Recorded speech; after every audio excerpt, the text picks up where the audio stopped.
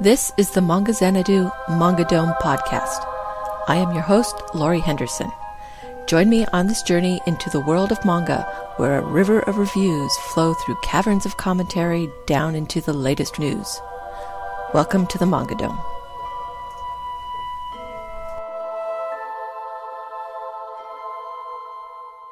Episode 28, Manga at New York Comic Con. Is this a zombie finale? In the most recent issue of Monthly Dragon Age, it was revealed that the manga, Is This a Zombie?, which is based on a light novel series, will have its final chapter in the issue coming out in November. Yen Press has been publishing the series about a boy, Ayumu, who is killed and resurrected as a zombie, but who accidentally steals the powers from magical girl Haruna, who forces him to fight in her place, costume and all. The 8th volume was released in Japan in December, and Yen Press will release the 5th volume at the end of this month. I read the first chapter of this title and could barely make it through that. I think it's supposed to be a comedy, but it fell flat for me. Actually, I haven't found anyone who likes it. Millennium Snow ends. Again. Hakusensha's Lala DX magazine announced in their November issue that Millennium Snow, a title that returned from hiatus after 10 years, will end in the December issue.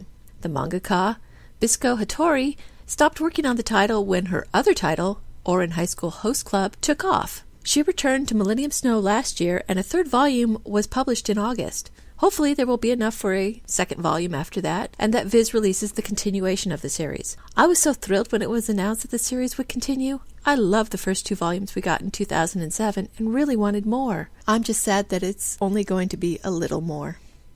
Cross Manage extra chapter published in Weekly Shonen Jump. Even though Cross Manage is done and gone, it's found a way to pop up one more time. In Japan, the extra chapter will publish in the autumn issue of Jump Next, and Viz will be publishing it in Weekly Shonen Jump the same week. The bonus chapter will focus on what happened over the summer between Sakurai and Misora, and will reveal the secret behind Misora's hairpin.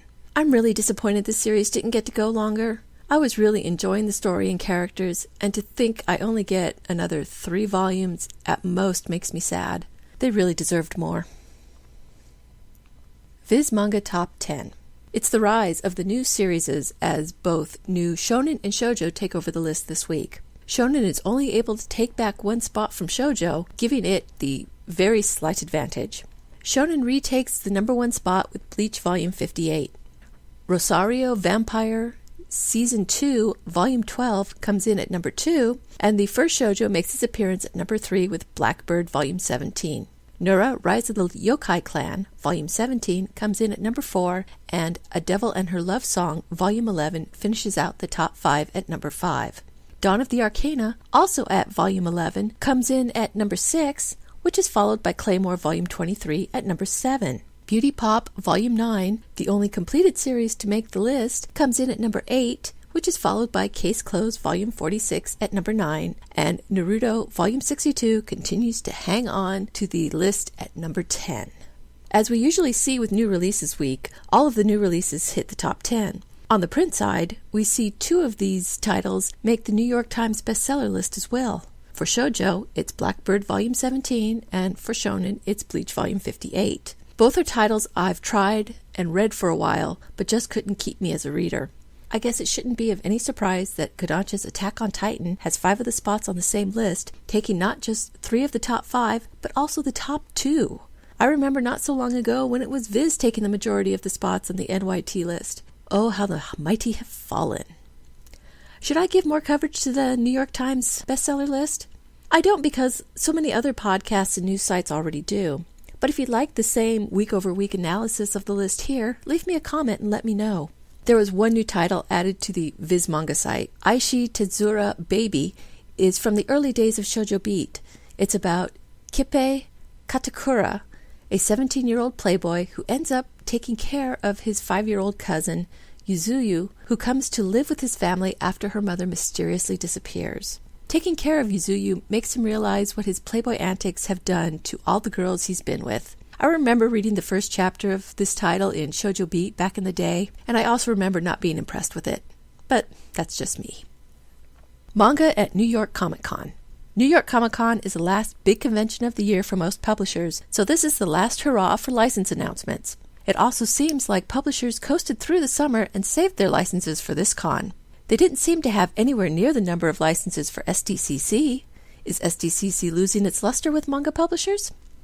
Vertical starts out the landslide with a surprise light novel license. Most publishers see light novels as the plague, so it's surprising to see a boutique publisher like Vertical take them on until you see the subject. Attack on Titan Before the Fall is a new series with only 3 volumes out so far. It takes place 70 years before the original manga and follows Anheru, a member of the Survey Corps who, tired of seeing members die at the hands of the Titans, tries to come up with weapons to defeat him while the government is trying to shut them down. Vertical has been doing pretty well with related property titles, so hopefully they can ride this Titan bandwagon and do some cashing in. The first volume will be available in summer 2014. Vertical also announced their third Moyoko Anno title. In the Closed Name Fat is a josei one-shot. It is about Noko Hanazawa, an office worker who eats her troubles away. She puts up with bullying about her weight at work, but when she loses her boyfriend, she decides she has to lose weight by any means necessary. Anno is good at writing stories that portray young women in real-life situations. This shocking diet comic will probably be just that. It's worth checking out. This volume will be available in summer 2014 as well. Kodansha poured on the titles as well, even after a strong showing at SDCC, about the only publisher to do so. UQ Holder is a new title from Ken Akamatsu, the creator of Negima, and takes place in the Negima universe only many years later. The story follows Tota, a boy determined to leave his village and go to the city, but he must first defeat his teacher, the immortal Evangeline. I never got the appeal of Akamatsu's work. The whole harem thing never appealed to me, so I've passed on it. I'll probably pass on this one too. The first volume will be out in spring 2014. The 7 Deadly Sins is also a new series that just started last year and already has 4 volumes out. It follows Princess Elizabeth, who, after the death of her father, the king, at the hands of the Holy Knights, goes out searching for the legendary warriors, the 7 Sins. The first one she finds is Meliodas, the Sin of Wrath. This title sounds more to my liking, and the art looks cute. I'm going to check this out when it's released in spring 2014. As the head of the Attack on Titan onslaught, it shouldn't come as any surprise that they have licensed several Attack on Titan spin-off gag manga. Attack on Titan Guidebooks, Inside and Out, is a huge tome that features behind-the-scenes material about the manga, concept sketches, character profiles, and even papercraft. This one will be out in the summer of 2014. Attack on Titan Junior High is a comedy manga that reimagines the Titan cast as students and teachers at Titan Junior High School. Do I really need to say more? This one will be out in spring 2014. Just a few minutes ago, I talked about Vertical's license of the Attack on Titan prequel light novels. Kodansha covers the other side of that coin with the Attack on Titan Before the Fall manga. This shonen series adapts the light novels into a manga series and just started in August. Kodansha expects to have the first volume in spring 2014. For those interested in the shoujo bent to the series, there is Attack on Titan No Regrets. The spin-off centers on Captain Levy's past, including his first meeting with Commander Irwin and how he joined the Survey Corps. This title will start in Japan in November and will be available stateside by summer 2014. Viz Media rolls out some new titles since all of their titles they've touted over the summer are finally being released. Terra for Mars is a 2011 title. Hundreds of years ago, scientists sent mold and cockroaches to Mars to terraform the planet. It is now 2577. A man travels to the red planet and discovers humanoid cockroaches that then kill them. So humanity sends elite warriors to wipe out the cockroaches. This title has an interesting premise and a sci-fi theme, but I don't know how interested I'll be in the violence. There are currently 6 volumes available in Japan. Ore Monogatari is a romantic comedy that follows the love triangle of unattractive Takeo Goda, his good-looking childhood friend Tsunagawa, and the object of their affections, Yamato, who likes to make candy. The series started as a one-shot and became serialized soon after. This series has potential, and some may be happy to hear the writer is Kazune Kawahara, creator of High School Debut. I'll check this one out. There are currently 4 volumes available in Japan.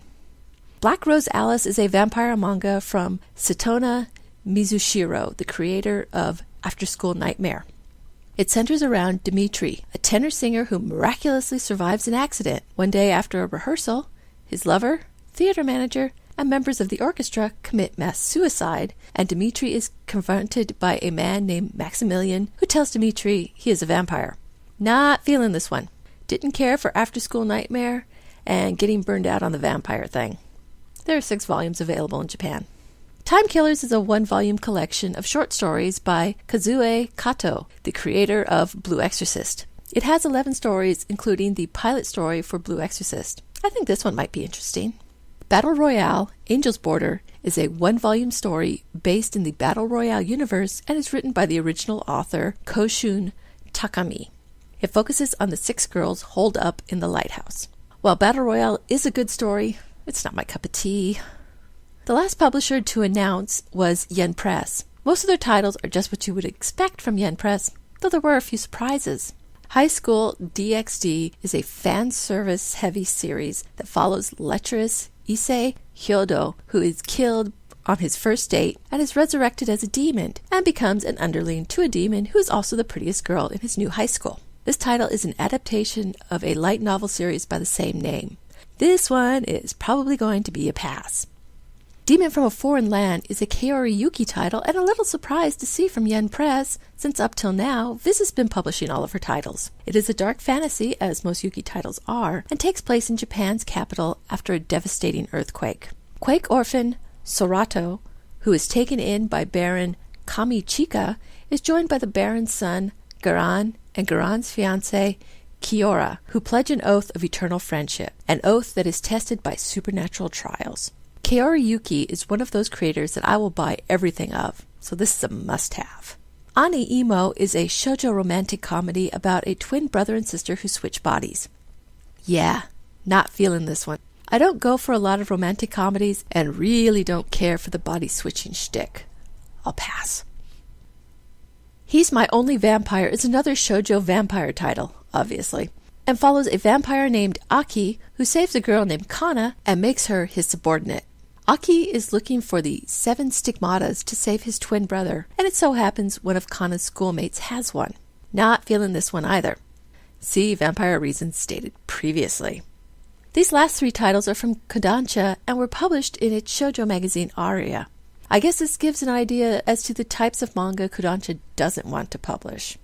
Void's Enigmatic Mansion is a Korean digital manhwa and an adaptation of the novel by the same name. The description gives it a comeuppance feel, as tenants should be careful what they wish for.